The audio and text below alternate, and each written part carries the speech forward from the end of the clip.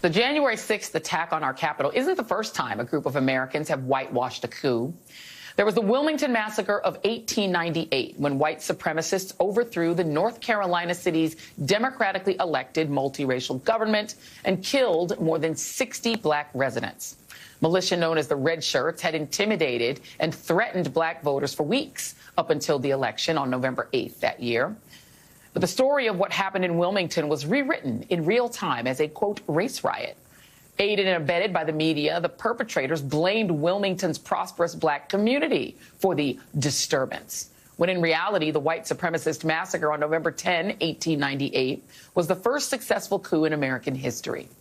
There was nearly a second one on January 6, 2021, when a mob laid siege to the U.S. Capitol. The man who instigated it, Donald Trump, got away with it without any accountability. And just like the Wilmington coup of 1898, the perpetrators are rewriting the story of January 6th as a nice tourist visit and claiming that those jailed are political prisoners, just as a traitorous secession and bloody civil war became the lost cause of the Confederacy, who became just little old defenders of states' rights.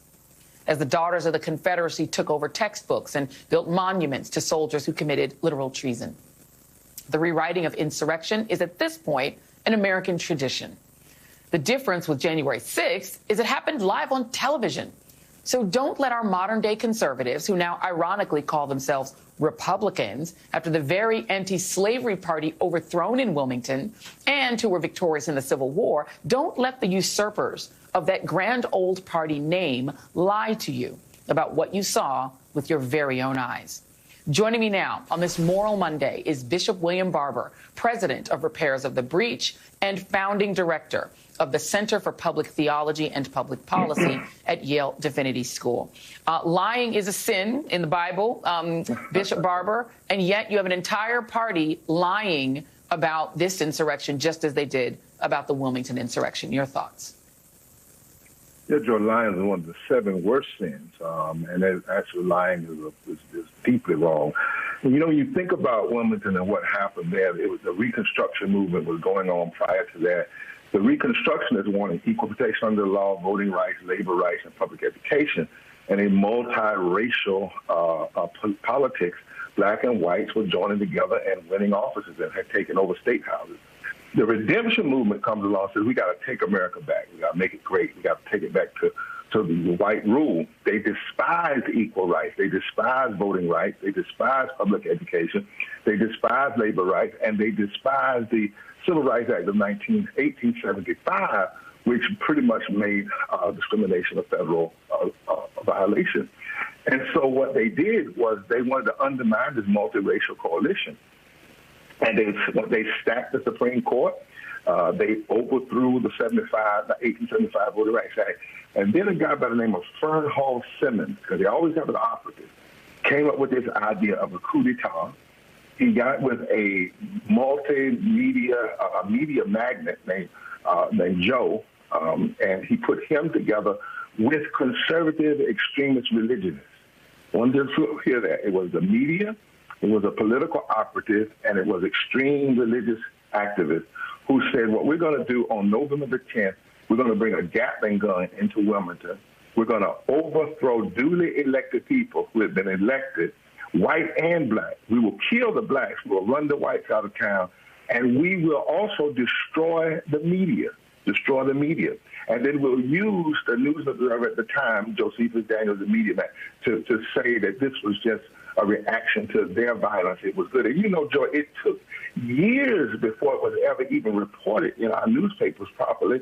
And it took 90 years, Joy, 90 years to pre-place an African-American in the United States Congress from North Carolina as a result of that coup d'etat.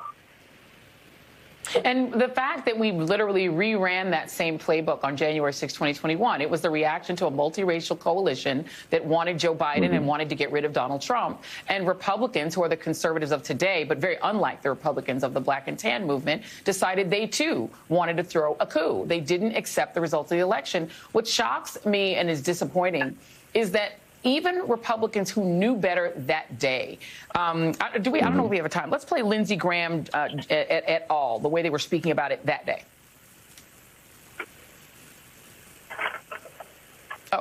Okay, we don't have it. Lindsey Graham to Kevin McCarthy and Mitch McConnell on January 6, 2021 knew it was wrong and said it on TV.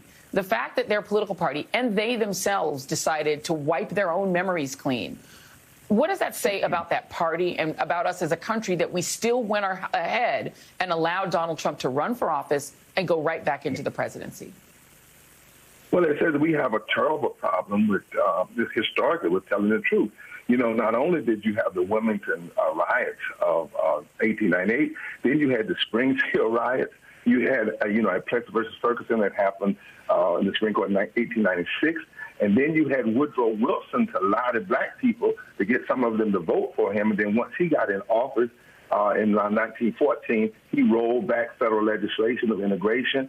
He played Birth of a Nation that lauded the Klan and said that black leaders doing Reconstruction were bad for the country and were like vampires sucking the blood out of our politics and our economy. I mean, what we're seeing many times is not un-American. It is, in fact, a part of the American story.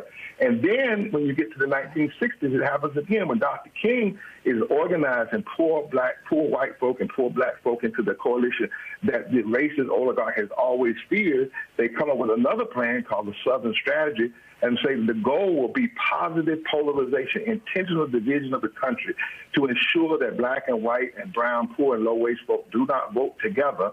And they said, if we get caught, we will lie. We will actually say we were not involved in this. And the Strom Thurmonds and the Jesse Hams and the Kevin Phillips and the Dents and the Buchanans got together and said, if we do this right, we can control the politics of this country for the next 50 to 60 years. The more things change, the more they stay the same, unfortunately. Bishop William Barber, it is always a pleasure. Thank you.